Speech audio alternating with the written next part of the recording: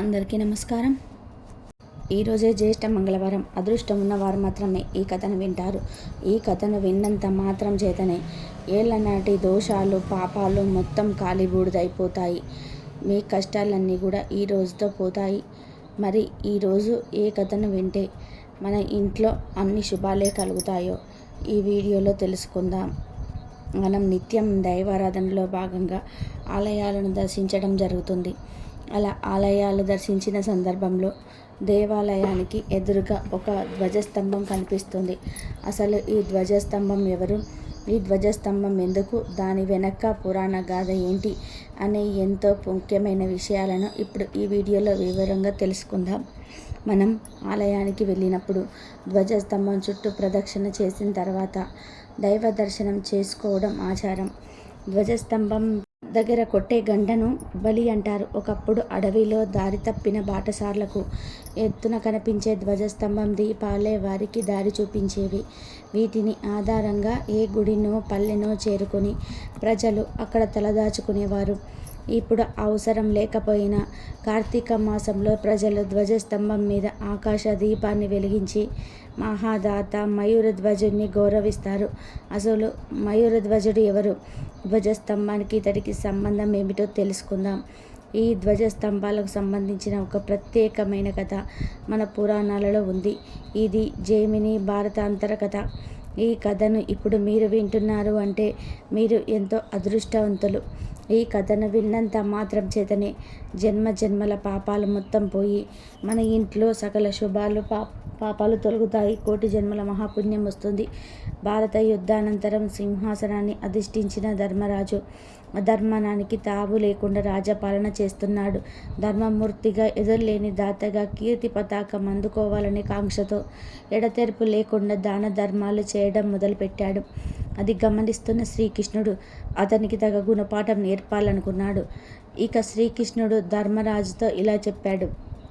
ధర్మరాజా, అశ్వమేధ యాగం చేసి శత్రురాజులను జయించి దేవబ్రాహ్మణులను సంతుష్టం చేసి రాజ్యాన్ని సుస్థిరం సుభిక్షం చేసుకోమని సలహా ఇచ్చాడు. ఇక ధర్మరాజు శ్రీకృష్ణుని మాట శిరసా వహించి అశ్వమేధ యాగానికి సన్నాహాలు చేయించి యాగాశ్వాన్ని వదిలారు. ఇక యాగాశ్వానికి నకులు సహదేవుడు సైన్యంతో కలిసి యాగ రక్షకుడై బయలుదేరాడు. ఆ యాగాశ్వం చివరికి మణిపుర రాజ్యం చేరింది. ఆ రాజ్యాన్ని మయూరధ్వజుడు పాలించేవాడు. ఆయన మహాపరాక్రమవంతుడు, గొప్ప దాతగా పేరుగాంచాడు. మయూరధ్వజుడు కుమారుడైన తామ్రధ్వజుడు పాండవుల యాగాశ్వాన్ని బంధించాడు.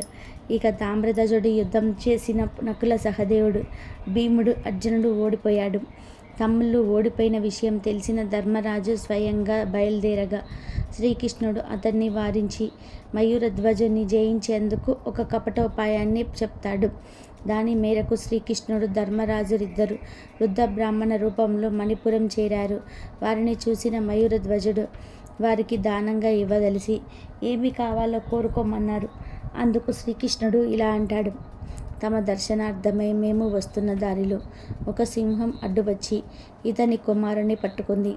బాలుని విడిచిపెట్టవలసిందిగా ప్రార్థించగా అందుకు సింహం మానవ భాషలో ఇలా అంది. మీ కుమారుణ్ణి మీకు కావాలి అంటే మణిపుర రాజ్యాధిపతి మయూరధ్వజుని శరీరంలో సగభాగం నాకు ఆహారంగా ఇప్పించమని కోరింది. ప్రభువులు మా యందు దయతలిచి తమ శరీరమున సగభాగము దానమిచ్చి బాలుణ్ణి కాపాడమని కోరుకుంటారు. వారి మాటలు విని అందుకు అంగీకరించిన మీదట శ్రీకృష్ణుడు తమ భార్యాపుత్రులే స్వయంగా కోసి ఇవ్వాలని నియమం కూడా విధించాడు.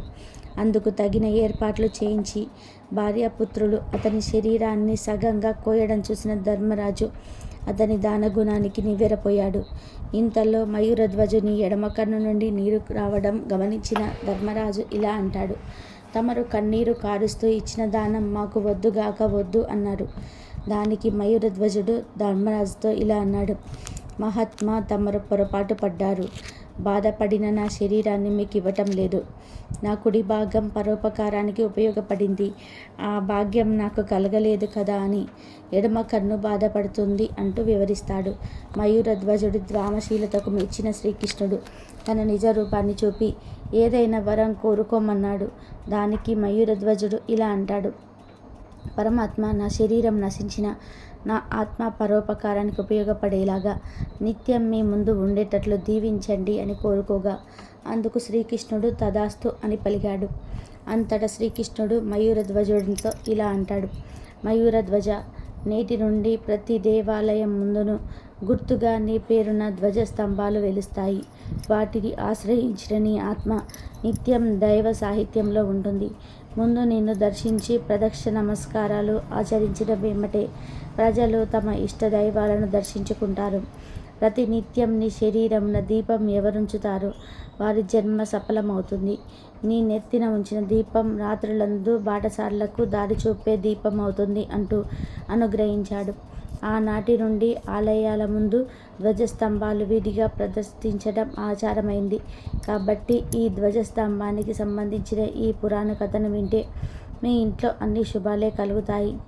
ఆలయం అనే దేహానికి గర్భాలయాన్ని ముఖంగాను, ధ్వజస్తంభాన్ని హృదయంగాను పోలుస్తారు. ఆలయ ప్రాకారాలు చేతులు వంటివి.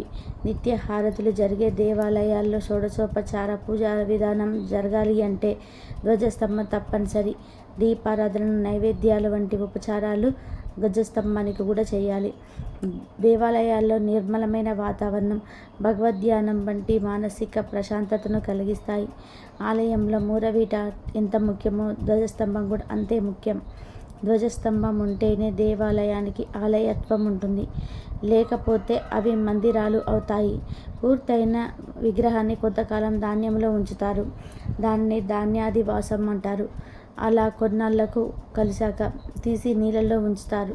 దాన్ని జలాదివాసం అంటారు.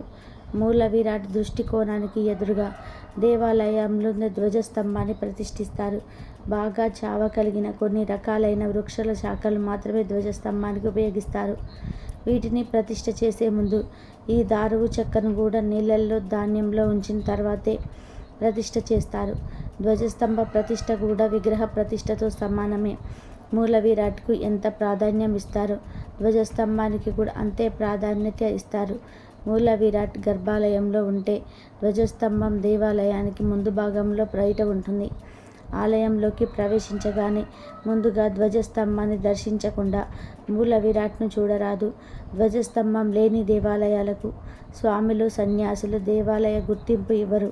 ధ్వజస్తంభానికి దేవజ్వదం అని మరో పేరు ఉంది. దీనిని దారుబేరం అని కూడా అంటారు. దీని విగ్రహాల అనుష్ఠాన అర్చన వలన భగవంతుడి చూపు ఈ ధ్వజస్తంభానికి తగులుతుంది. అందువల్ల ఈ ధ్వజస్తంభానికి పవిత్రతతో పాటు శక్తి కూడా లభిస్తుంది. ధ్వజస్తంభానికి కూడా బలిహరణాలు, అర్చనలు జరుగుతుంటాయి. ధ్వజస్తంభాన్ని కర్రతో కానీ, రాయితో కానీ, లోహంతో కానీ తయారు చేసి నిలబెడతారు. ఆలయం నిర్మించేటప్పుడు ధ్వజస్తంభాన్ని ప్రతిష్ఠిస్తారు. దీనిని ఒక పెద్ద వేడుకలా నిర్వహిస్తారు. ఆగమ సాంప్రదాయం ప్రకారం దేవుడు 5 రూపాల్లో ఉంటాడు.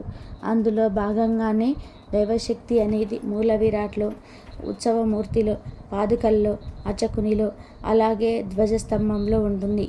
అంతేకాదు, భక్తుల ఆలయానికి చేరేసరికి ఆలయం ద్వారాలు మూసివేసిన లేదా ఆలయం మూసి ఉన్న రోజు వచ్చిన భక్తులు బాధపడకుండా ఉండేందుకు ధ్వజస్తంభాన్ని బయట ఏర్పాటు చేస్తారు. ధ్వజస్తంభంలో కూడా దేవుడు కొలువై ఉంటాడు కాబట్టి గుడి మూసి ఉన్న ధ్వజస్తంభాన్ని మొక్కుకోవచ్చు. ధ్వజస్తంభాన్ని దర్శించటం వలన దేవుని దర్శించుకున్న ఫలితం వస్తుందని మన పెద్దలు చెప్తుంటారు. దేవాలయంలోని ప్రదక్షిణలు చేసేటప్పుడు ధ్వజస్తంభంతో కలిసి ప్రదక్షిణలు చేయాలి. అందుకే దేవాలయానికి మొదటిగా ధ్వజస్తంభాన్ని దర్శించిన తర్వాతే దేవుణ్ణి దర్శించాలి. చాలామంది మూల విరాట్ దగ్గర దీపం పెట్టలేదని బాధపడుతూ ఉంటారు. అలాంటి వారు ఎవరైనా సరే ధ్వజస్తంభం దగ్గర దీపం పెట్టడం వల్ల కూడా మూల విరాట్ దగ్గర దీపం పెట్టిన ఫలితం కలుగుతుంది. మూల విరాట్ ఆశీర్వాదం కలుగుతుంది. దేవాలయంలోని ప్రవేశించగానే ముందుగా ధ్వజస్తంభానికి సాష్టాంగ ప్రణామం చేస్తేనే మంచిది. ఎందుకంటే ఇది కూడా స్వామి రూపమే. లోపల ఉండే మూల విరాట్కు ఉత్సవమూర్తి ఎలాగో ఇది కూడా అటువంటిదే. దారువు రూపంగా దీనిని భావించాలి. మూల విరాట్కి ఇచ్చే మర్యాద, గౌరవం, మన్నన ధ్వజస్తంభానికి కూడా ఇవ్వాలి. నమస్కార ప్రదక్షిణాలు పూర్తి చేసిన తర్వాతే భగవద్ దర్శనం కోసం లోపలికి ప్రవేశించాలి. కాబట్టి ఎవరైతే ధ్వజస్తంభం గురించి మరియు దాని వెనుక ఉన్న మయూర ధ్వజన కథను విన్నా, చెప్పినా, చదివినా వారి ఇంట్లో సకల శుభాలు కలుగుతాయి. అష్టైశ్వర్యాలు కలుగుతాయి. జీవించినంతకాలం డబ్బుకు లోటు లేకుండా సుఖ సంతోషాలతో జీవిస్తారు. అన్ని శుభాలే కలుగుతాయి. ఈరోజే జ్యేష్ఠ మంగళవారం. ఈరోజు ఎవరైతే కరుల గౌరీ దేవి నోము కథను వింటారో వారి ఇంట్లో నిత్యం డబ్బుకు లోటు ఉండదు. తెలిసి తెలియక పాపాలన్నీ కూడా పోయి కోటి జన్మల మహాపుణ్యం వస్తుంది. ఇంట్లో ధాన్యానికి లోటు ఉండదు. మీ ఇంట్లో ఉన్న దరిద్రం మొత్తం ఈ రోజుతో పోతుంది. అన్ని రకాల దోషాలు పోతాయి. మరి ఈరోజు తప్పక వినవలసిన కరుల గౌరీ నోము కథను ఇప్పుడు విందాం. పూర్వం అవంతి పట్టణంలో ఒక బ్రాహ్మణ కుటుంబం నివసిస్తూ ఉండేది. వారు ఎంతో భాగ్యవంతులు, ఎంతో ఆస్తిపరులు ఉన్నాయి. ఆ బ్రాహ్మణుడికి 5 కొడుకులున్నారు. ఆ 5 కొడుకులకు పెళ్లి జరిగి భార్యలతో ఉన్నారు. వారిలో 5వ కోడలు కరుల గౌరీ నోము పట్టింది. ఆమె రోజు సూర్యుని ఆరాధిస్తూ ఉండేది. ఆమె నిత్యం ఈ నోము పట్టి సూర్యుని ఆరాధిస్తూ అత్త సొమ్ము అక్కర్లేదు, మామ సొమ్ము అక్కర్లేదు, పుత్రి సొమ్ము వద్దు, పురుషుని సొమ్ము అసలే వద్దు, నా సొమ్ము నాకిమ్ము అని అనేది. రోజు ఇలా అనడం విన్న అత్త మామలు, బావమర్దులు, తోటి కోడళ్ళకి, భర్తకు ఆమెపై విపరీతమైన కోపం వచ్చింది. ఇలా రోజు అని మనందరినీ విసుగు పుట్టిస్తుంది. ఈమె నోము ఏంటో అర్థం కాదు, ఈమెకు పిచ్చి పట్టింది అని ఈమెను ఎలాగైనా సరే వదిలించుకోవాలని అనుకున్నారు. ఇక ఒకరోజు ఆమె నిద్రపోతూ ఉండగా భర్త, అత్త మామలు, బావమర్దులు, తోటి కోడళ్ళు కలిసి ఒక కుట్ర చేశారు. అందరూ కలిసి ఆమె నిద్రపోతుండగా మంచంతో సహా ఆమెను అడవిలో విడిచిపెట్టి వెళ్ళారు. ఇక పీడ విరగడైందని అందరూ ఎంతో సంతోషంగా ఉన్నారు. ఇక ఆమె ఉదయాన్నే నిద్రలేచేసరికి అడవిలో ఉండడం చూసి ముందు భయపడిన పక్కనే కొలవ ఉంటే అందులో స్నానం చేసింది. ఆమె పరిస్థితి చూసి సూర్యుడికి దయ కలిగింది. వెంటనే సూర్యుని దర్శనం చేసుకొని సూర్యదేవుని భక్తి శ్రద్ధలతో ప్రార్థించింది. అలా ప్రార్థించి 2 చేతులు జోడించి పట్టగా అందులో రత్నాలు పడ్డాయి. ఇక వాటితో పసుపు, కుంకుమ, కొంచెం ఉప్పు, మిరపకాయలు, బియ్యం కొని నోము నోచుకుంటూ ఒక ముసలివాని సహాయంతో ఆ సమీప గ్రామాల్లో చిన్న ఇంట్లో ఉంటుంది. ఎప్పుడైతే ఈమెను అడవిలో వదిలి వెళ్ళారో అత్తవానిటికి దరిద్రం పట్టింది. ఉన్నదంతా పోయి అందరూ అడుక్కునే తింటూ పల్లె తిరుగుతున్నారు. అలా తిరుగుతూ ఒక దగ్గర కోడళ్ళు సూర్య నమస్కారం చేస్తుండగా చూశారు. మన కోడలు కూడా ఇలాగే సూర్య నమస్కారం చేసేది అని వారిలో వారు అనుకున్నారు. సూర్యుని కరుణ వలన అక్కడే మేడలు, మిద్దెలు, ఇల్లు, వాకిళ్ళు, తోటలు, దొడ్లు విపరీతంగా కొన్నది. నిత్యం అన్నదానం చేసేది. ఇలా ఉండగా ఒకరోజు ఒళ్ళు తిరిగి అడుక్కునే అత్తమామలు, తోటి కోడళ్ళు వచ్చి అన్నం పెట్టి అడిగారు. మురికి ఉన్న వాళ్ళ వైపు చూసి ఇలా అన్నది, నా అత్త మామలు మీలాగే ఉండేవారు అని వారిని చూసి అన్నది. ఇంతలో భర్త వచ్చాడు. భార్యను గుర్తుపట్టి క్షమించమని అందరు వేడుకున్నారు. ఇక భర్తకు, అత్త మామకు ముగ్గురికి తలంటు పోసి కొత్త బట్టలు కట్టిపెట్టింది. వారితో కరుల అంటే కుండలో అన్నం వండి కంచంలో పెట్టి కరుల గౌరీ నోము నోచింది. ఇలా 5 సంవత్సరాలు చేసింది. అందరికీ ఈ వ్రతం చెప్పింది. ఆ రోజు నుంచి ఈ నోము అందరు నోస్తూ సౌభాగ్యాన్ని, సంపదలు అందరు పొందారు. ఈ కథను ఎవరైతే విన్నారో వారికి దీర్ఘ సుమంగళి యోగం కలుగుతుంది. వ్రతం చేసిన ఫలితం దక్కుతుంది. ఇక మీ ఇంట్లో అన్ని శుభాలే కలుగుతాయి. అదృష్టం ఉన్నవారు మాత్రమే ఈరోజు గ్రహాల గౌరీ నోము కథను వింటారు. ఈరోజు ఈ కథను వింటే తెలిసి తెలియక చేసిన మహాపాపాలైన పోయి తిరుగులేని ఐశ్వర్యం కలుగుతుంది. ఈరోజు ఎవరైతే గ్రహణ గౌరీ నోము కథను వింటారో వారికి జీవితంలో దరిద్రం దరిచేరదు. మీ ఇంట్లో అన్ని శుభాలే కలుగుతాయి. మరి ఈరోజు తప్పక వినవలసిన గ్రహణ గౌరీ నోము కథను ఇప్పుడు విందాం. పూర్వం అవంతిపురం అనే పురంలో ఒక బ్రాహ్మణుడు నివసిస్తూ ఉండేవాడు. అతడికి 4 కొడుకులు, 1 కూతురు ఉన్నారు. వారికి గల ఆ కూతురు దురదృష్టం వల్ల పుట్టింది. ఆమె పుట్టింది మొదలు పగలు పిల్లగాను, రాత్రి పురుగులుగాను మారుతూ ఉండేది. ఇక ఆ పిల్ల తల్లి రాత్రులంతా కూడా పురుగులన్నిటిని పోగు చేసింది, కాపాడుతూ ఉంటుంది. తెల్లవారేసరికి ఆ పురుగులన్నీ చేరి పిల్లగా మారేది. ఈ రహస్యాన్ని తల్లి ఎవరికి తెలియనీయకుండా జాగ్రత్త పడుతూ ఉండేది. ఈమెకు పుట్టింటి వారు ఉన్నారు. అయినా ఎక్కడ పుట్టింటికి పోతే కూతురు విషయం బయటపడుతుందో అని ఆమె పుట్టింటికి కూడా పోకుండా ఉండేది. ఇలా ఉండగా ఒకరోజు ఆమె అన్నగారు ఆమెను పుట్టింటికి తీసుకొని వెళ్ళడానికి వచ్చారు. కానీ ఆమె బిడ్డ పరిస్థితి బయటపడకుండా కాపాడాలని పుట్టింటికి వెళ్ళలేదు. ఇలా చాలా రోజుల వరకు పుట్టింటి గడప కూడా తొక్కకపోవడం వల్ల పుట్టింట్లో ఆమె అన్నలకు సందేహం వచ్చింది. ఇలా ఉండగా ఒకరోజు పెద్ద పండుగ రాగా ఆమె పెద్దన్న ఈమె ఇంటికి వచ్చి తప్పక రావాలని పట్టుబట్టాడు. రానని ఎంత చెప్పినా ఆమె పెద్దన్న వినకుండా పట్టుబట్టి పుట్టింటికి ఈ పండుగకు రావాల్సిందే, లేకపోతే మన బంధుత్వం తెగిపోతుంది అనగా ఇక ఆమె చేసేది లేక వెళ్ళాలని నిర్ణయించుకుంది. ఇక ఆమె నలుగురు కోడలను పిలిచి తన కూతుర్ని నేను వచ్చే వరకు చక్కగా చూడమని చెప్పింది. కానీ పెద్ద కోడలు ముగ్గురు అందుకు అంగీకరించలేదు. ఇక చిన్న కోడలు దానికి ఒప్పుకుంది. అప్పుడు ఆమె చిన్న కోడలతో తన కూతురు రహస్యాన్ని చెప్పి రాత్రి వేళ ఆ పిల్లకు గుంట దగ్గర పక్క వేసి ఒక పురుగైన చెదరకుండా వాటిని లోనికి ప్రోగు చేసి కాపాడాలని బహురహస్యంగా చెప్పి పుట్టింటికి వెళ్ళిపోయింది. ఇక చిన్న కోడలు తన వాగ్దానం ప్రకారం ఆ బిడ్డను కంటికి రెప్పవలె కాపాడుతూ రాత్రులందు భర్త దగ్గరికైనా వెళ్లకుండా ఉండేది. అలా 4 రోజులు గడిచింది. ఆ సంగతి తెలియక ఆమెను భర్త అనుమానించాడు. ఇక 5వ రోజు అటక మీద కూర్చొని భార్య ఏం చేస్తుందో గమనిస్తూ ఉన్నాడు.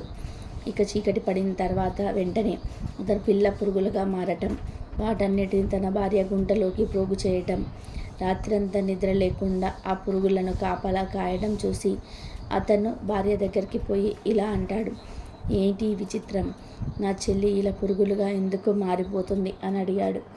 దానికి ఆమె ఇలా అంటుంది, నాకు తెలియదండి, ఈమె ఎందుకు ఇలా మారుతుందో నాకు తెలియదు. అత్తగారి ఆజ్ఞ ప్రకారం నేను ఇలా అత్త వచ్చే వరకు చేయాలని చెప్పింది అంటుంది. ఇక అది విని ఆమె ఎంతో బాధపడి ఆ రహస్యాన్ని ఎలాగైనా తెలుసుకోవాలని పట్టుదలతో అతను అరణ్యానికి పోయి తపస్సు చేయడం మొదలుపెట్టాడు. అంతలో ఆ త్రోవన పోతున్న పార్వతీ పరమేశ్వర్లు అతన్ని పిలిచి నీ తపస్సుకు కారణం ఏంటి అని అడుగుతాడు.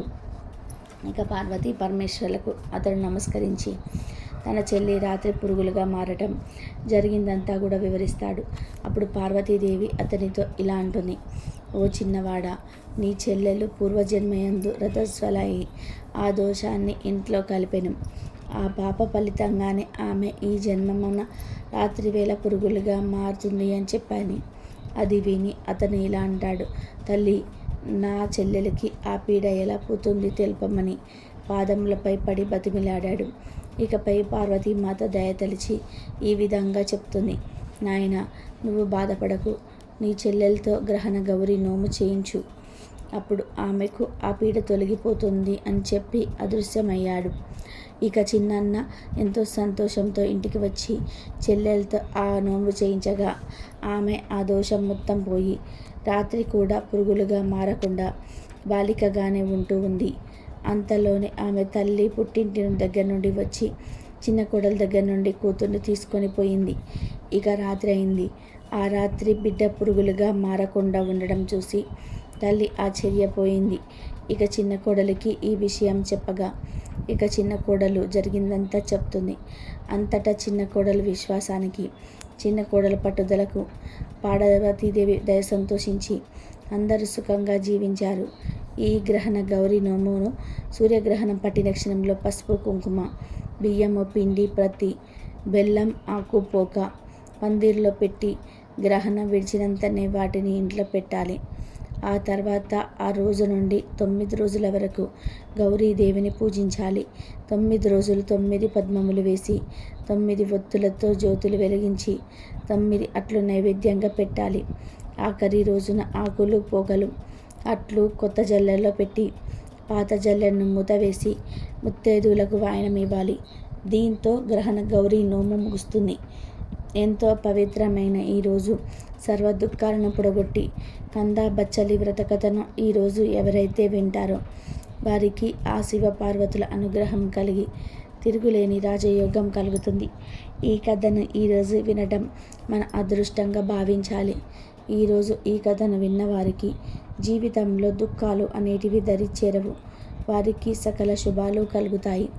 మరి ఈరోజు తప్పక వినవలసిన కందా బచ్చలి వ్రత కథను ఇప్పుడు విందాం. పూర్వం కూడినము అనే పట్టణం సింధు దేశంలో ఉంది. ఆ పట్టణంలో కౌండిన్యన్ నామంతో ఒక బ్రాహ్మణుడు ఉండేవాడు. అతని భార్య పేరు గుణశీల. ఆమె వివాహం జరిగిన దగ్గర నుండి ఎప్పుడు చూసినా ఏడుస్తూనే ఉండేది. ఆ బ్రాహ్మణ జంటకు కొడుకులు, కూతుళ్ళు, కోడళ్ళు ఉన్నారు. ఆ గుణశీలకు అన్ని భాగ్యాలు, భోగభాగ్యాలు ఉన్నాయి. కానీ నిరంతరం ఆమె ఎందుకు ఏడుస్తుందో ఎవరికి అర్థం అయ్యేది కాదు. బయట ఈమె ఏడుపు విని, ఏంటి ఈవిడ ఇలా ఏడుస్తుంది, ఆ అరుపు వింటుంటే దరిద్రానికి సంకేతంగా ఉంది అని తిట్టుకునేవారు. ఈమె ఏడవడానికి ఏదో ఒక వంక చూసుకునేది. పిల్లి చచ్చినా, ఇంట్లో బల్లి చచ్చినా, వీధిలో కుక్క చచ్చినా దాన్ని ఒడిలో పెట్టుకొని ఏడుస్తూ ఉండేది. కానీ విధి మాత్రం ఆమెకు అనుకూలంగా లేదు. అలా ఒకరోజు ఇంట్లో పిల్లి చనిపోతే దాన్ని ఒడిలో పెట్టుకొని ఏడుస్తూ కూర్చుంది. ఆమె ఎప్పుడైతే దాన్ని ఒడిలో పెట్టుకొని ఏడిచిందో వెంటనే ఆ పిల్లి చచ్చింది కాస్త బతికి లేచి వెళ్ళిపోయింది. ఏంది వింత అని ఏడుపు మానింది. మరలా తెల్లవారి ఇంట్లో ఒక బల్లి చనిపోయింది. దాన్ని కూడా ఒడిలో పెట్టుకొని ఏడుస్తుంది. అక్కడ కూడా ఆశ్చర్యం జరిగింది. ఆమె ఒడిలో పెట్టుకొని ఏడవటం మొదలు పెట్టగానే ఆ బల్లికి తిరిగి ప్రాణం వచ్చి అలా వెళ్ళిపోయింది. అలా జరిగింది చూసి ఏడవడానికి కారణం లేకుండా పోయిందే అని ఇంకా ఏడవడం మొదలుపెట్టింది. ఇలా ఉండగా ఒకరోజు ఈపులో కుక్క చనిపోయింది. దాంట్లో ఒడిలో పెట్టుకొని ఏడుస్తుంది. ఒక్క దెబ్బకు ఆ కుక్క బ్రతికి బయటకు పడింది. అది చూసి, ఇదేంటి దేవుడా, నాకు మనస్ఫూర్తిగా ఏడ్చే స్వతంత్రం కూడా లేకుండా చేస్తున్నావు అని బోరున ఏడవడం మొదలుపెట్టింది. అదంతా చూసిన జనానికి ఇదేదో వింతగా అనిపించింది. అలా వారు ఇటువైపు విచిత్రంగా చూడసాగారు. ఇలా ఏడవడానికి కుదరటం లేదు అని ఒక ఉపాయం చేసింది. బయట తేళ్లను తీసుకువచ్చి ఇంట్లో చింతపండు బుట్టల్లో, ఉప్పు పాత్రలలోని తేళ్లను, జల్లను ఉంచింది. కూతుర్లు, కోడళ్ళు అలా వంట నిమిత్తం చేతుళ్ళు ఆ పుట్టలో పెడితే వారితో పాటు కూర్చొని ఏడవవచ్చు అని ఆమె ఆలోచన. కానీ విధి మాత్రం ఆమెకు వ్యతిరేకంగా ఉంది. కోడళ్ళు, కూతుళ్ళు వాకిళ్ళు తమ చేతిలో పెట్టగా ఆ తేళ్ళు, జర్లు వస్తువులుగా అయిపోయాయి. అంతేకాదు, తన కొడుకులు బట్టల్లో పాములుంచేది. అలా పాములు కరిచి కొడుకులు చచ్చిపోతే ఏడవవచ్చు అని అలా చేసేది. కానీ అలా పాములు బట్టల్లో వేయగానే ఆ పాములు బంగారు మొలతాళ్ళలాగా అయిపోయాయి. ఇక కొడుకులు, అమ్మ, బట్టలో ఈ బంగారు మొలతాళ్ళు ఎందుకు ఉంచావమ్మా అని కొడుకులు అడగక దానికి ఇలా అంటుంది, నాయనా, వాటిని తీసి జాగ్రత్తగా దాచిపెట్టుకోండి అన్నది. అలా ఆమె ఏమి చేసినా కానీ ఏడవడం అవకాశం దొరకట్లేదు. అందువల్ల ఆమె అరణ్యానికి పోయి అక్కడ కూర్చొని ఏడవడం మొదలుపెట్టింది. అలా ఏడుస్తున్న సమయంలో పార్వతీ పరమేశ్వర్లు ఆ మార్గం గుండా పోతూ దాన్ని చూసి ఆగి ఇలా అన్నారు, నీవు ఎందుకు ఇలా ఏడుస్తున్నావు అని అడిగారు. దానికి ఆమె ఇలా అంటుంది, ఓ మహనీయ దంపతులారా, నాకు అష్టైశ్వర్యాలు ఉన్నాయి. కానీ ఎప్పుడు ఏడవాలని బుద్ధి పుడుతుంది. అలా ఏడుస్తుంటే ఎంతో మంచిగా అనిపిస్తుంది. దానికి కారణం మీరే చెప్పాలి అని బ్రతిమలాడింది. అప్పుడు పార్వతీదేవి మొత్తం తెలుసుకొని ఇలా అంటుంది, ఓ గుణశీల, నీవు నీ పూర్వజన్మలో కందా బచ్చలి నోము నోచావు. దానికి ఉద్యాపనం చేయక మర్చిపోయావు. అందువలన ఈ జన్మలో ఈ గ్రహచారం పట్టింది. నీవు నోచిన ఈ నోము వల్ల మంచి సంతతి, శాపభోగాలను కలిగాయి అని అనగానే గుణశీల పార్వతీదేవిని చూసి, అమ్మ, ఆ నోము ఉద్యాపన ఎలా చేయాలో చెప్పమని ఆదేశించింది. ఇక పార్వతీదేవి ఇలా చెప్తుంది, అయితే విను. వెండితో కందదుంపలి చేయించు, బంగారంతో బచ్చలి తీగ చేయించు, మంచి కంద సేరు, బచ్చలి అర్ధసేరు, 5 మానికల బియ్యం, పసుపు కుంకుమలతో 2 బరిణెలు, నల్ల పూసలు, చీర, రవిక గుడ్డలు, మెట్టెలు, మంగళసూత్రాలతో ముత్తైదువులకు దక్షిణ తాంబూలాలతో వాయనాలు సమర్పించు అని పార్వతీదేవికి చెప్పింది. అంతటా గుణశీల ఇలా అంటుంది, అయితే తల్లి, నేను వచ్చేంత వరకు ఇక్కడే ఉండమని ప్రార్థించి ఎటు అన్నీ ఉన్నాయి గనక పరుగు పరుగున ఇంటికి పోయి అన్ని వస్తువులు తీసుకొచ్చి శ్రీ పార్వతి అమ్మవారికి సమర్పించి ఉద్యాపన చేయించింది. ఇక పార్వతి అమ్మవారు నిండు హృదయంతో ఆమెకు ఆశీస్సులు అందించారు. అంతలో అమ్మవారు అంతర్ధానమయ్యారు. ఇక ఇంటికి వచ్చి గుణశీల అంతా చెప్పేసరికి ఊరంతా ఆశ్చర్యపోయారు. 4 జాతుల వారు భేదం లేకుండా ఈ వ్రతాన్ని ఆచరిస్తే సమస్త దుఃఖాలు పోతాయని ఆమె చెప్పింది. అలా అందరూ ఈ కందాబచలి వ్రతం ఆచరించి సర్వ దుఃఖాలు పొడగొట్టుకున్నారు. ఈ కథను ఎవరైతే విన్నారో వారు అదృష్టవంతులే. ఈ వ్రత కథ విన్నవారికి ఈ నోము ఫలం దక్కుతుంది, సకల శుభాలు కలుగుతాయి. ఒకనాడు బ్రాహ్మణ దంపతులు గ్రామాంతరానికి పోతూ అరణ్య మార్గం గుండా పోతూ ఒక చెట్టు కింద విశ్రమించారు. కొంతసేపైన తర్వాత బ్రాహ్మణుడు లేచి మంచినీరు కోసం వెళ్ళాడు. ఇంతలో గాలికి చెట్టుపై ఎంతకాలం ఉన్నదో ఒక బాణం గాలికి కింద పడి వాళ్ళ భార్యపై పడి గుచ్చుకుంది. దాంతో ఆమె ప్రాణాలు వదిలింది. ఇక భర్త వస్తూ ఉండగా ఒక కిరాతుడు కనబడ్డాడు. భార్య దగ్గరికి వెళ్ళి చూడగా బాణం గుచ్చబడి చనిపోయి ఉండడం చూసి ఆ కిరాతుడే తన భార్యను చంపాడని నిశ్చయించుకొని అతడిని రాజు దగ్గరికి తీసుకొని పోయి రాజుతో ఇలా అన్నాడు: రాజా, నా భార్య చెట్టు కింద నిద్రపోతూ ఉంది. ఈ కిరాతుడు నా భార్యను బాణం వేసి చంపాడని చెప్పాడు. దానికి కిరాతుడు నేను చంపలేదని ఏడ్చాడు. కిరాతుడు మరలా ఎక్కువసార్లు నేను చంపలేదని మొరపెట్టుకున్నాడు. అప్పుడు రాజుకు ఏమీ తోచక శివాలయానికి పోయి శివుణ్ణి ప్రార్థించి చెప్పుకున్నాడు. శివుడు ఏమని చెప్పాడు అంటే, చూడు రాజా, నువ్వు బ్రాహ్మణుడు మారువేషం వేసుకొని ఈ నగరంలో వయసుని కుమార్తె పెళ్లికి వెళ్ళి ఆ పెళ్లిని చూస్తూ కూర్చుంటే నిజం మీకే తెలుస్తుంది అన్నాడు. అప్పుడు రాజు మరియు బ్రాహ్మణుడు మారువేషం వేసుకొని వయసుని కుమార్తె పెళ్లికి వెళ్ళి చూస్తూ ఉన్నారు. అప్పుడు ఆకాశ మార్గంలో యమదూతల సంభాషణ వినబడింది. వాళ్ళు ఇలా అనుకుంటున్నారు. యమదూతల్లో ఒకడు ఇలా అన్నాడు: ఈ వయసుని కుమార్తె ప్రాణం ఎలా తీసుకువెళ్ళాలి అని అడిగాడు. దానికి రెండవ వాడు ఇలా సమాధానం చెప్పాడు: బ్రాహ్మణుని భార్యపై చెట్టుపైనున్న బాణం పోయేటట్లు చేసి ప్రాణం తీసుకొని పోయినట్లు ఏదో ఒక ఉపాయం పని తీసుకొని వెళ్ళవచ్చులే అన్నాడు. ఈ మాటలు విన్న వెంటనే కిరాతుడు నిర్దోషి అని రాజు బ్రాహ్మణుడు నిశ్చయించుకొని కూర్చొని ఉండగా పెళ్లి జరుగుతున్న సమయంలో మేళపు ధ్వనులకు దొడ్డిలో గల కోడదూడ బెదిరి వచ్చి పెళ్లి కూతురిపై పడి పెళ్లి కూతురు చనిపోయింది. ఇప్పుడు అక్కడ జరిగిన సంఘటన అంతా కూడా అక్కడ ఉన్న వాళ్ళందరూ ఎంతో ఏడ్చారు. ఇక రాజు బ్రాహ్మణుడు రాజ్యసభకు వెళ్ళారు. కిరాతుడిని విడిపించారు. ఇక బ్రాహ్మణుడు కర్మ రహస్యం దేవుడికి తెలియనని దృఢపరుచుకొని ఒక స్వగృహానికి వెళ్ళారు.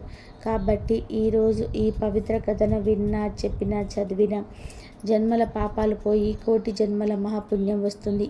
ఈరోజు ఈ పవిత్ర కథను విన్నా, చెప్పినా, చదివినా జన్మల పాపాలు పోతాయి, ఐశ్వర్యం సిద్ధిస్తుంది, సకల శుభాలు కలుగుతాయి. పూర్వం గండకీ నది తీరాననున్న సిరిపురం రాజ్యాన్ని వీరసేన మహారాజు జనరంజకంగా పరిపాలిస్తూ ఉండేవాడు. ప్రజలు పాడి పంటలతో సుఖ సంతోషాలతో జీవిస్తుండేవారు. వీరసేన మహారాజుకు వేట అంటే మిక్కిలి మక్కువ. గండకీ నది తీరాన్ని ఆనుకొని ఉన్న వనంలోకి వేటకి బయలుదేరాడు. చాలాసేపు క్రూర జంతువులను వేటాడిన రాజు నెట్టించిన ఉత్సాహంతోనే బాగా దట్టమైన అడవిలోకి వెళ్ళిపోయి దారి తప్పాడు. వెనక ఉన్న సైన్యాలు రాజును అందుకోలేక వెనకబడ్డారు. 2 రోజులు గడిచాయి. రాజు జాడ కోసం సైన్యాలు 4 భాగాలుగా విడిపోయి 4 దిక్కుల గాలించి అతి కష్టం మీద 3వ రోజున రాజు జాడ కనుక్కొని అందరూ ఒక చోట చేరుకున్నారు. గుర్రం మీద 3 రోజులు ఒంటరిగా ప్రయాణించిన రాజు బాగా అలసిపోయి నిస్సత్తువుగా ఉండిపోయాడు. వెంట తెచ్చుకున్న ఆహార పదార్థాలు, నీళ్లు ఖర్చయిపోవడంతో సైనికులు కూడా అలసిపోయి ఆకలితో ఉన్నారు. చాలాసేపు గాలింపు తర్వాత వాళ్ళకి ఒక చిన్న పంట పొలం కనిపించింది. చెరుకు, మొక్కజొన్న పంటలు ఏపుగా పెరిగి ఉన్నాయి. దాంతోపాటు మామిడి, పనస, సీతాఫలాలు విరగ్గాసి ఉన్నాయి. మధ్యలో తీయటి నీటితో కూడిన ఊట బావి ఉంది. ఇక సైనికులంతా కూడా ఆ పొలంపై పడి విచ్చలవిడిగా ఎవరికి కావలసినవి వాళ్ళు తీసుకొని కడుపు నిండా తిని చల్లటి మధురమైన బావి నీరు తాగి మహారాజుకి కావలసిన ఫలాలు, చల్లటి నీరు ఇచ్చి రాజును సేద తీర్చారు. కాసేపటికి తేరుకున్న మహారాజు తిరిగి సైన్యంతో సహా రాజ్యం చేరుకున్నాడు. కానీ చిత్రంగా మరుసటి రోజు నుండి రాజుకి తీవ్ర అశాంతి, అనారోగ్యం మొదలయ్యాయి. రోజు రోజుకి క్షీణిస్తూ మంచం పట్టాడు. రాజ్య వైద్యులు ఎన్ని చికిత్సలు చేయించినా రాజుకి ఆరోగ్యం చేకూరలేదు. మాసం రోజులు గడిచినా తన రోగం తగ్గకపోయేసరికి రాజు తన గురువు తపోధనుడైన సదానంద మహర్షిని పిలిచి తమ సమస్యలు వివరించారు. ఆ మహర్షి తపోబలం వల్ల తమ దివ్య దృష్టితో పరికించి సమస్య అవగతం చేసుకొని ఇలా చెప్పాడు. రాజా, రాజన్నవాడు ప్రజల్ని క్రూర మృగాల నుంచి రక్షించాలి. అది కూడా ప్రజలు క్రూర జంతువుల వల్ల తమరికి ప్రాణభయం ఉందని ఫిర్యాదు చేసినప్పుడు మాత్రమే చేయాలి. కానీ నీవు మృగయ వినోదం కోసం అకారణంగా జంతువులను వేటాడి మృగ జంతువులను హింసించావు. పైగా నీ సైనికులు నీ ఒక పైరు పంటలలో చొరబడి ఆ పేద రైతు పంటను దోచుకొని తిన్నారు. అందులో కూడా నీ సైనికులు అతని అనుమతి తీసుకోలేదు. అందులో నీకు కూడా భాగముంది. ఆ పాపం కలిపురుషుడిగా మారి నిన్ను వెంటాడుతుంది అని చెప్పాడు. ఇది విన్న రాజు ఎంతో ఆశ్చర్యపోయి ఇలా అన్నాడు. మహాత్మా, మన్నించండి. నేను ఈ దేశపు రాజుని. నా రాజ్యంలో ఉన్న సకల ప్రజల మీద, వాళ్ళ ఆస్తులు, ధనధాన్యాలు, పంట పొలాలు, తోటలు, వ్యాపారాలు అన్నిటిపైన నాకు సర్వ అధికారాలు ఉన్నాయి. నాకు పాపం ఎలా అంటుతుంది అని అడిగాడు. దానికి సదానంద మహర్షి చిరునవ్వు నవ్వి ఇలా అన్నాడు. రాజా, నువ్వు చెప్పింది నిజమే. స్వయంగా నీవు ఆ రైతు తోటలోకి వెళ్ళి నీకు కావలసింది తిని నీ సైనికులకు పంచిన నీకు దోషం అంటదు. లేదా నీ ఆజ్ఞపైన నీ సైనికులు ఆ తోటలో నుంచి పళ్ళు నీళ్లు నీకు తెచ్చి ఇచ్చిన ఆ దోషం నీకు అంటదు. ధర్మదేవతని ఎక్కడే నువ్వు సరిగ్గా అర్థం చేసుకోవాలి. పై రెండు జరిగి ఉంటే నీకు దోషం అంటేది కాదు. కానీ నీ సైనికుల అనాలోచిత చర్య వల్ల తాత్కాలికంగా నీకు ఉపశమనం కలిగించాయే కానీ ఆ దోష ఫలితాలు నువ్వేం అనుభవించి తీరాల్సిందే అని చెప్పాడు. ఇక రాజు సుదీర్ఘంగా ఆలోచించి దీనికి పరిహారం ప్రాయచిత్తం చెప్పమని అడిగాడు. ఇక మహర్షి చూసిన మేర రాజు అప్పటికప్పుడు ఆ పంట పొలాల రైతును పిలిపించాడు. ఆ రైతు పేద యువకుడైన ముకుందుడు. చక్కనైన రూపం, కాయ, కష్టం చేసుకుని తనకున్న చిన్న పొలంలో రకరకాల ఫలాలు పండిస్తూ వృద్ధులైన తన తల్లిదండ్రులను పోషించుకుంటూ ఉన్నాడు. రాజు యొక్క సైన్యం తన పంటని మొత్తం కాజేయడంతో గత నెల రోజులుగా తల్లిదండ్రులకు సరైన తిండి కూడా పెట్టకుండా చాలా దయనీయ స్థితిలో ఉన్నాడు. ఇక రాజు అతనికి క్షమాపణ చెప్పి తన తప్పుకి పరిహారంగా 1000 బంగారు నాణాలు బహుకరించాడు. ఇక ఆ పేద రైతు మహదానందపడి ఇలా అన్నాడు. రాజా, ఈ బహుమానంతో జీవితాంతం నా తల్లిదండ్రులని అసలు ఏ లోటు లేకుండా ప్రేమగా పోషించుకుంటాను అంటూ రాజుకి కృతజ్ఞతలు చెప్పి వెళ్ళిపోయాడు.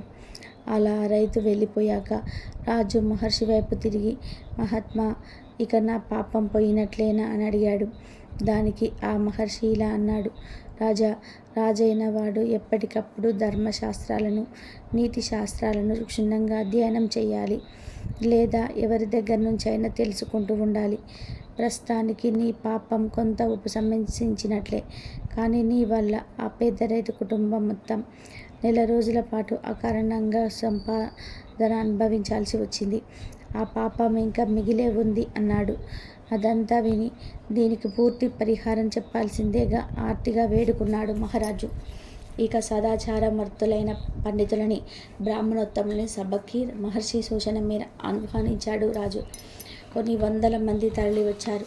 రాజు వాళ్ళకి జరిగిందంతా వివరించి నెల రోజుల పాటు ఆ పేద రైతు కుటుంబాన్ని ఆకలి బాధకు గురి చేసిన పాపం పోగొట్టుకోవడానికి గాను 10,000 బంగారు నాణాలను దానంగా ఇవ్వడానికి సిద్ధపడ్డాడు. ఎవరు ఆ దానాన్ని స్వీకరించడానికి ముందుకు రాలేదు. ఎందుకంటే వాళ్ళు పండితోత్తములు. ఆ పాప ఫలం ఆ దానం స్వీకరించిన వారికి చుట్టుకుంటుందని వాళ్లకు తెలుసు. ఇక రాజు నిరాశగా వాళ్ళ వైపు చూస్తూ ఉండగా విశ్వవేదుడనే బ్రాహ్మణోత్తముడు లేచి తమను ఆ దానం స్వీకరించడానికి సిద్ధంగా ఉన్నట్లు చెప్పాడు. ఇక రాజు ఆనందంగా 10,000 బంగారు నాణాలని బహుమానంగా ఇవ్వగానే విశ్వవేదుడు తాను తెచ్చిన 2 బంగారు నాణాలను వాటితో కలిపి అక్కడ చేరిన పండితులకు, బ్రాహ్మణులకు ఉచితంగా పంచివేశారు. దానివల్ల ఆ పాపఫలం అతడికి అంటలేదు. ఇక రాజు విశ్వవేదుడిని విస్మయంగా చూసి ఇలా అన్నాడు. మహానుభావ, తన పరిస్థితి మెరుగుపడాలని అంత పెద్ద మొత్తం దానంగా ఇచ్చాను. ఇప్పుడు తనకి నేను ఇచ్చిందేముంది? ఇప్పుడు ఇదంతా మీరు దాన ధర్మాలు చేసి మీ పాపం పొడగొట్టుకున్నారు. ఇప్పుడు నేను తమకెలా సహాయపడగలను అని అడిగాడు. దానికి విశ్వవేదుడు బదులిస్తూ ఇలా అన్నాడు. రాజా, గండకీ నది తీరాన ఉభయ సంధ్య వేళల్లో సంధ్యావందనంతో పాటు గ్రామీణుల ఇళ్లలో పూజాది శుభకార్యాలలో పౌరోహిత్యం చేసుకుంటూ ఉంటాను. ఆ వచ్చిన దాంట్లో నేను నా భార్య ఆనందంగా జీవిస్తున్నాం. తమరు పవిత్ర గండకీ నది తీరంలో ఓ అపురూప శివాలయం నిర్మించి ఇస్తే శేష జీవితం ఆ శివారాధనలో గడిపేస్తాను. దాంతో మన ఇద్దరి జీవితాలు ఆ పరమేశ్వర అనుగ్రహం వలన పరిపూర్ణమవుతాయి. మనకున్న సకల దోషాలు తొలగిపోతాయి అని చెప్పి దానికి రాజు ఆనందంగా ఒప్పుకొని ఆ బ్రాహ్మణుడికి శివాలయం కట్టించి ధర్మదేవత అనుగ్రహం పొంది ధన్యుడయ్యాడు. అధికార బలంతో ఇతరుల మనసు నొప్పించరాదు. అలా నొప్పిస్తే మనశ్శాంతి కరువవుతుందని ఈ కథానీతి. ఈ కథను ఈరోజు ఎవరైతే విన్నారో వారు ఎంతో అదృష్టవంతులు. వారి యొక్క సకల దోషాలు దరిద్రాలు మొత్తం ఈ రోజుతో పోతాయి. మీ ఇంట్లో సకల శుభాలు కలుగుతాయి. ఈరోజు అదృష్టం ఉన్నవారు మాత్రమే ఈ కథను వింటారు. విక్రమార్కుడు ప్రజలను సుఖంగా ఉండేలా పరిపాలన చేస్తున్నాడు. ఒకనాడు ఒక సన్యాసి అతని వద్దకు వచ్చాడు. రాజు ఆ సన్యాసితో గౌరవించాడు. మహారాజు వినయ విధేతలకి భక్తి ప్రవర్తులకి ఆ సన్యాసి ఎంతో సంతోషించి ఆశీర్వదిస్తూ ఒక పండును ప్రసాదించాడు. అయితే ఆ పండును ఏం చేయాలో మాత్రం చెప్పలేదు. ప్రతిరోజు ఆ సన్యాసి రావటం, ఒక పండునిచ్చి వెళ్ళిపోవడం. విక్రమార్కుడు ఆ పండుని దాచమ్మని పక్కనే ఉన్న కోశాధికారికి ఇవ్వటం, ఇలా జరుగుతూ వస్తుంది. ఒకరోజు సన్యాసి వరమిచ్చేసరికి విక్రమార్కుడు సమీపంలో ఒక కోతి ఉంది. అదేమో ఆశగా ఆ పండు వైపే చూస్తుంది. అది గమనించిన రాజపురోహితుడు కోతికి అందించాడు. కోతి ఆ పండును తినాలని దానిని కరవగా పండులో నుంచి కొన్ని రత్నాలు జలజలమంటూ రాలాయి. అది చూసి విక్రమార్కుడు చాలా ఆశ్చర్యపోయి అంతవరకు దాచి ఉంచమన్న పండ్లన్నింటినీ తెప్పించి పగలగొట్టించి చూడగా వాటన్నిటి యందు కూడా అతి విలువైన రత్నాలు ఉన్నాయి. అప్పుడు రాజు ఆ సన్యాసి వైపు తిరిగి చేతులు జోడించి ఇలా అన్నాడు. మహాత్మా, మీరు ఇలాంటి పణాలు నాకు ఎన్నో దినములను ఇస్తున్నాడు. ఒక్కొక్క ఫలంలోని రత్నాల విలువ అపారము. నా నుండి మీరేమి ఆశిస్తున్నారు? నేను మీకు చేయవలసిన సేవ ఏమి అని వినయంగా ప్రశ్నించాడు. అప్పుడు ఆ సన్యాసి ఇలా అన్నాడు. రాజా, నేను తపస్సుకు సంబంధించిన ఒక మహాకార్యదీక్షను చేయడానికి నిర్ణయించుకున్నాను. అది సక్రమంగా నెరవేరాలి అంటే నాకు నీ వంటి సాహసం, ఔదార్యం, పరాక్రమం కలవాని అవసరం ఎంతో ఉన్నది. నీ నుండి ఆ సహాయం కోరుటకే ఇలా చేశాను అన్నాడు. నేను చేయవలసిన పని ఏమిటి అని అడిగాడు విక్రమాదిత్యుడు. దానికి ఆ సన్యాసి ఇలా చెప్పాడు. రాబోవ బహుళపక్షం నాటి అమావాస్య రాత్రి నేను తపస్సు చేసే చోటుకు ఆయుధములు మాత్రమే కలిగి ఉండి ఒంటరిగా రావాలి. అలా అనగానే వచ్చి ఏం చేయాలి అని విక్రమార్కుడు అడిగాడు. దానికి ఆ సన్యాసి ఇలా చెప్పాడు. అక్కడికి కొన్ని ఆమడల దూరంలో ఒక పెద్ద మర్రి చెట్టు ఉంటుంది. ఆ మర్రి చెట్టు కొమ్మలకి ఒక శవం వేలాడుతూ ఉంటుంది. ఆ శవ శరీరాన్ని నేను తపస్సు చేయట చోటుకి తీసుకురావాలి అని సన్యాసి అన్నాడు. దానికి అలాగేనని అంగీకరించాడు విక్రమార్కుడు. మళ్ళీ విక్రమార్కుడు ఇలా అన్నాడు. మరి నేను రావాల్సిన ప్రదేశం అని అడిగాడు. దానికి ఆ సన్యాసి ఇలా చెప్పాడు. నేను తపస్సు చేసే స్థలం చేరుకునేందుకు గుర్తులు చెప్తాను. జాగ్రత్తగా విని గుర్తించుకో అంటూ ఆ ప్రదేశం చేరడానికి మార్గం గుర్తు చెప్పి వెళ్ళిపోయాడు సన్యాసి. ఇక బహుళపక్షం అమావాస్య రానే వచ్చింది. ఆ రాత్రి విక్రమార్కుడు కత్తి పట్టుకొని ఒంటరిగా బయలుదేరి సన్యాసి తపస్సు చేసుకునే స్థలం చేరుకున్నాడు. ఇక సన్యాసితో విక్రమార్కుడు ఇలా అన్నాడు. ఆ మర్రి చెట్టు ఎక్కడుందో, నేనేం చేయాలో చెప్పండి అన్నాడు. విక్రమార్కుని చూస్తూ చాలా ఆనందం పొందిన ఆ సన్యాసి ఇలా చెప్పాడు. ఇక్కడికి దక్షిణ దిక్కుగా నేను చెప్పిన మర్రి చెట్టు ఉంది. దానికి వేలాడే శవాన్ని నువ్వు ఇక్కడికి తేవాలి. శవాన్ని మోస్తూ వస్తున్నప్పుడు ఆ శవం నిన్ను పలకరిస్తుంది, మాట్లాడించబోతుంది అని అనగానే శవం మాట్లాడడం అని ఆశ్చర్యపోయాడు విక్రమార్కుడు. ఇక సన్యాసి ఇలా చెప్తున్నాడు. అది మామూలు శవం కాదు. ఆ చెట్టు మీద బేతాళుడు ఉంటాడు. నువ్వు శవాన్ని భుజాన ఎత్తుకోగానే ఆ బేతాళుడు ఆ శవాన్ని ఆవహిస్తాడు. ఆ బేతాళుడు నిన్నేవో ప్రశ్నలు వేస్తాడు. వాడు పలకరించిన నువ్వు బదులు చెప్పకు. నువ్వు మాట్లాడవు. నోరు విప్పావో శవంలోని బేతాళుడు వెనక్కి వెళ్ళిపోతాడు. ఆ బేతాళుడే నా తపస్సుకు ఆటంకం కలిగిస్తున్నాడు. వారిని నెత్తిమీద పెట్టుకొని నిశ్శబ్దంగా మౌనంగా ఇక్కడికి తెచ్చావో ఇక నా కార్యానికి విఘ్నాలు కలిగించేవారు ఎవరు ఉండరు అని అంటాడు. దానికి సరేనని మర్రి చెట్టు వైపు బయలుదేరాడు విక్రమాదిత్యుడు. చీకటి జడలు విరపోసుకున్న దయ్యాల్లాగా చెట్లు గాలికి ఊగుతూ గుండెలు జల్దరింపచేసేలాగా ఏవేవో పక్షుల కూతలు, జంతువుల అరుపులు విక్రమార్కుడికి వినిపిస్తున్నాయి. వీటిని విరవకుండా మర్రి చెట్టును చేరుకున్నాడు అతడు. అక్కడి వాతావరణం మరియు భయంకరంగా ఉంది. నేల మీద మానవ కపాలాలు, స్వేచ్ఛగా తిరుగాడుతున్న భయంకర సర్పాలు, ఎక్కడి నుండో నక్క ఇళ్ళలు, తోడేళ్ల అరుపులు, గుడ్లగువ్వల నవ్వులు. వీటికి లెక్క చేయకుండా మొలలో కత్తితో మర్రిచెట్టు వైపు చూశాడు రాజు. మర్రిచెట్టు మహావికృతంగా ఉంది. దాని కొమ్మకి శవం వేలాడుతుంది. ఇక అతను చెట్టెక్కాడు. శవానికి కట్టిన దారము కత్తితో ఛేదించాడు. అంతే, ఆ తాళ్ళు తెగిపోయాయి. శవం మాట్లాడడం మొదలుపెట్టింది. దాన్ని పట్టుకోబోతే అది ఏదో స్థానానికి పోతుంది. ఓహో, ఈ శరీరంలో బేతాళుడున్నాడనమాట అనుకొని విక్రమార్కుడు శవానికి ఉన్న తాళ్ళను కోరుతూనే దానిని గట్టిగా పట్టుకొని నెత్తి మీద పెట్టుకొని బంధించి చెట్టు దిగి మౌనంగా నడవసాగాడు. అప్పుడు బేతాళుడు రాజా అని పిలిచాడు. విక్రమార్కుడు పలకలేదు. మౌనంగా ఉండిపోయాడు. అయినా వదలలేదు బేతాళుడు. బేతాళుడు ఇలా అన్నాడు. విక్రమార్క మహిపాల, నేను నీ అలసట తెలియకుండా ఈ నిషీధిలో నడిచి వెతుకురాకుండా ఒక కథ చెప్తాను, సరేనా, వింటావా అన్నాడు. అతను అవునని కానీ కాదని కానీ ఏమీ అనకుండా నిశ్శబ్దంగా ఉండిపోయాడు విక్రమార్కుడు. ఇక విక్రమార్కుడు శవాన్ని మోసుకుంటూ నడవసాగాడు. మళ్ళీ బేతాళుడు ఇలా అన్నాడు. కథ చెప్పాక నేను ఒక ప్రశ్న వేస్తాను. ఆ ప్రశ్నకి నీవు సమాధానం తెలిసినా కూడా చెప్పకపోయావో తక్షణమే నీ తల 1000 ముక్కలవుతుంది. కనుక జాగ్రత్తగా విను. కథ మొదలు పెడుతున్నాను. బేతాళుడు హెచ్చరిస్తున్నట్లే అని మొదటి కథ చెప్పడం మొదలుపెట్టాడు. ఇక విక్రమార్కుడు నోరు మెదపకుండానే నడుస్తూ కథ వినసాగాడు. రాజా, శుభవతి అనే పురం ఉండేది. దానిని ఇసక్కేతుడు అనే రాజు పరిపాలిస్తుండేవాడు.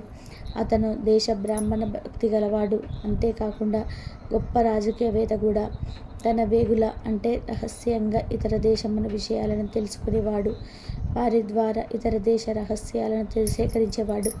పనికొచ్చే సమాచారం తెలిసిన వేగులకి చక్కటి బహుమానాలని, విడివిగా జీవితాలను ఇచ్చేవాడు. మాకెప్పుడు ఈ రాజే కావాలని ప్రజలు కోరుకునే రీతిలో అతి చక్కగా ధర్మంగా రాజ్యపాలన చేస్తుండేవాడు. ప్రజలు ఎంతో సంతోషించి ఉండేవారు. ఆ నగరానికి బయట ఒక కాళికాలయం ఉండేది. ప్రతి సంవత్సరం ఆ దేవికి తప్పకుండా జాతర చేసేవారు. ఆ ఆలయానికి ఎదురుగా ఒక కోనేరు ఉంది. జాతరని చూడ్డానికి వచ్చిన స్త్రీలు ఆ కోనేరులో స్నానం చేసి శుచిగా దేవిని ఆరాధించేవారు. ఒక ఏడు ఉత్సవం నాడు కొందరు ఆడవాళ్ళు కొనల్లో స్నానం చేస్తున్నారు. మరో దేశం నుండి ఎక్కడికో వెళ్తూ తోవలో ఉన్న ఈ చోటికి అనుకోకుండా వచ్చిన ధవలుడు అనే రాజకుడు కోనేటిలో స్నానం ఆడుతున్న ఒక స్త్రీని చూశాడు. అతడికి ఆ సౌందర్యవతి మీద విపరీత మోహం కలిగింది. ఈమె నాకు భార్య అయినచో కొంతకాలం కాపురం చేశాక నా శిరమును నీకు బలి ఇచ్చుకుంటానని ఆలయంలోని కాళీకి మొక్కుకొని దేవికి పూజలు చేసి ఆమెను వెంటాడి ఆమె ఇంటి గుర్తులు చూసుకొని తానే పని మీద బయలుదేరాడో అది మర్చిపోయాడు. తన దేశానికి తిరిగి వచ్చి ఆ యువతి అందు ప్రేమతో రోజు రోజుకి కృషించిపోసాగాడు. అతని తల్లిదండ్రులు కొడుకు పరిస్థితి చూసి అయోమయంలో పడిపోయారు. ధవలుడు మంచం పట్టేశాడు. ఇక తల్లిదండ్రులు ఆరాటము భయము ఆపుకోలేక కొడుకుతో మాట్లాడారు. సంగతి ఏమిటని అడిగారు. అతను కూడా ఏమీ దాచుకోకుండా జరిగిందంతా చెప్పాడు. అతను ఇచ్చిన గుర్తులను బట్టి శుభావతి పురానికి వచ్చి కనుకోగా ఆమెది కూడా వారి కులమేనని తెలిసింది. అందుకు వాళ్ళెంతో సంతోషించి ఆమె పెద్దలను కలుసుకొని నా కొడుకు మీ అమ్మాయి అందు మనసును లగ్నం చేసుకున్నాడు. ఆమె అతనికి ఎంతో ఇష్టం. నా బిడ్డకు మీ పుత్రికనిస్తారా అని అడిగారు. తప్పకుండా మాకు అంగీకారమే అని చెప్పారు అమ్మాయి తల్లిదండ్రులు. ఇక కొద్ది రోజుల్లోనే ధవలుడికి ఆ అమ్మాయికి వివాహం జరిగిపోయింది. తర్వాత ధవలుడు తన భార్యతో స్వగృహానికి వచ్చి సుఖంగా ఉండసాగాడు. కొంతకాలం గడిచింది. అప్పుడు ధవలుడి బామ్మర్ది వచ్చాడు. అతడికి సోదరి అంటే ఎంతో ప్రేమ. బావా, ఇన్ను మా సోదరిని మా తల్లిదండ్రులు వెనక్కి తీసుకురమ్మన్నారు. మీ తల్లిదండ్రుల అనుమతి పొందాను. ఇక మీదే ఆలస్యం అన్నాడు. ధవలుడు అభ్యంతరం చెప్పలేదు. వారిని తీసుకొని బావమర్దితో తన అత్తగారింటికి వెళ్ళాడు. వారు ముగ్గురు ప్రయాణం చేసి శోభావతి నగరం పొలిమేరలు చేరారు. అలసి ఉన్న వాళ్ళు కాళికాలయం బోర్ను చూసేసరికి ధవలుడికి గతం గుర్తుకొచ్చింది. దేవుడికి తాను మొక్కిన మొక్కు మనసులో మెదులుతుంది. అంటే భార్య కానీ బామ్మర్ది కానీ చెప్పకుండానే దేవాలయంలోకి వెళ్ళి తన శిరస్సును కాలికి బలి ఇచ్చాడు. బావ ఏమయ్యాడో తెలియక వెతికి వస్తానని బయలుదేరాడు బామ్మర్ది. ఆ ప్రాంతమంతా కూడా తిరిగి అతను చివరికి ఆలయంలోకి వచ్చాడు. తల తెగి పడి ఉన్న బావను చూశాడు. అతనికి ఏమీ తోచలేదు. తాను కూడా తల నరుక్కొని బావ పక్కనే పడిపోయాడు. తన సోదరుడు బావని వెతకడానికి వెళ్ళినవాడు కూడా ఎంతకీ రాకపోవడంతో వారిద్దరిని వెతకడానికి ఆమె బయలుదేరుతుంది. వెతికి చివరకు ఆమె కాళికాలయం చేరుతుంది. అక్కడ తన భర్తది, సోదరుడి తలలు, వాటి పక్కనే మాండ్యాలు కూడా కనిపించాయి. ఆమెకు భయం వేసింది. విపరీతమైన దుఃఖము, వైరాగ్యం కూడా కలిగాయి. ఆ బీభత్స దృశ్యాన్ని చూసేసరికి ఆమె ఏడ్పు ఆపుకోలేకపోయింది. భర్త, సోదరుడు లేని జీవితం నాకెందుకు అనుకుంటూ కాళికాదేవి విగ్రహం ముందే ఉరివేసుకొని చనిపోబోయింది. అప్పుడు కాళికాదేవి ప్రత్యక్షమై, ఓ యువతి, నీ ప్రతిభక్తికి నా సోదర ప్రేమకి ఎంతో సంతోషం కలిగింది. నీలాంటి ఉత్తమ స్త్రీలు అకాల మరణం చెందకూడదు. ఎందుకు చనిపోతావు? నీ ఆప్తుల శిరస్సును రెండింటిని మొండెము, తలలేని శరీర భాగమును కల్పము. వారు తక్షణమే బతుకుతారు అంది. ఆమె వైపు దయగా చూస్తూనే అదృశ్యమైంది. అనూహ్యము, అత్యంత ఆనందదాయకము అయిన దేవి వరానికి ఆశ్చర్యపోతూ తన భర్త, సోదరులు మళ్ళీ జీవించబోతున్నారనే విశేష సంతోషంతోనూ ఆమె ఒక పొరపాటు చేసింది. ఆమె భర్త శిరస్సును సోదరుడి మొండానికి, సోదరుడిని శిరస్సు భర్త మొండానికి కలిపింది. అమితమైన ఆనందంలో కూడా కంగారు సహజమే కదా. వారిద్దరూ ప్రాణాలు లేచి కూర్చున్నారు. ఆమె వారిద్దరిని చూసింది. తన పొరపాటు తెలిసి వచ్చింది. తాను చేసిన తెలివి తక్కువ పనికి విచారిస్తూ ఏడవసాగింది. వీరిద్దరిలో ఎవరు తన భర్త, సోదరుడెవరని తేల్చుకోలేక తెల్ల ముఖం వేసి ఉండిపోయింది. ఆమెకేమీ తోచటం లేదు. కాబట్టి ఓ విక్రమార్క మహారాజా, వారిద్దరిలోనూ ఆమె భర్త ఎవరు? ఆమెకు సోదరుడు కాదగిన వాడెవరు? సకారణంగా సమాధానం చెప్పు అన్నాడు బేతాళుడు. సమాధానం చెప్పిన విక్రమార్కుడు సమస్యను పరిష్కరించకుండా ఉండలేకపోయాడు. ఇక విక్రమార్కుడు నోరు విప్పి, సర్వేంద్రియానం నయనం ప్రధానమని, సర్వేంద్రియాలలో శిరస్సు ప్రధానమని పెద్దలు చెప్పిన న్యాయం, ధర్మము, నయనము, బుద్ధి ఉన్న ఈ శిరస్సులోనే కనుక మనిషి గుర్తింపు అతని శిరభాగం బట్టే జరగటం సముచితం. కనుక ప్రతి శిరస్సు కలవాడు ఆమెకు భర్త, రెండవ మగవాడు ఆమెకు సోదరుడు అని చెప్పాడు విక్రమాదిత్యుడు. ఇక బేతాళుడు విక్రమార్కుడు చెప్పిన పరిష్కారానికి మెచ్చుకున్నాడు. కానీ విక్రమాదిత్యుడికి మౌనం భంగమైంది. కనుక రాజు తనపై ప్రతి శిరస్సు కలవాడు ఆమెకు భర్త, రెండవ మగవాడు ఆమెకు సోదరుడు అని చెప్పాడు విక్రమాదిత్యుడు. ఇక బేతాళుడు విక్రమార్కుడు చెప్పిన పరిష్కారానికి మెచ్చుకున్నాడు. కానీ విక్రమాదిత్యుడికి మౌనం భంగమైంది. కనుక రాజు తలపై నుండి శవము, దాని అందలి బేతాళుడు మళ్ళీ వెళ్ళి చెట్టుకు వేలాడసాగారు. ఇంతవరకు చూసినందుకు ధన్యవాదాలు.